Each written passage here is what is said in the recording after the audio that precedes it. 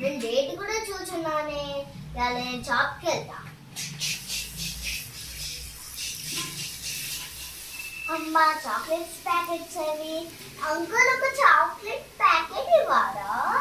Chocolates packets ఉన్నాయి, ఇగో తీసుకో. ఇది ఉన్నాయి.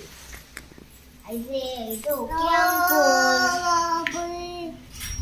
ఇది ఎంత అంకుల్? ఇది ఒక 60 రూపాయలు, 100 రూపాయలు. ఓకే అంకుల్, నేను ఫోన్ పే చేస్తాను అంకుల్. సరేరా, ఫోన్ పే పట్టండి అంకుల్.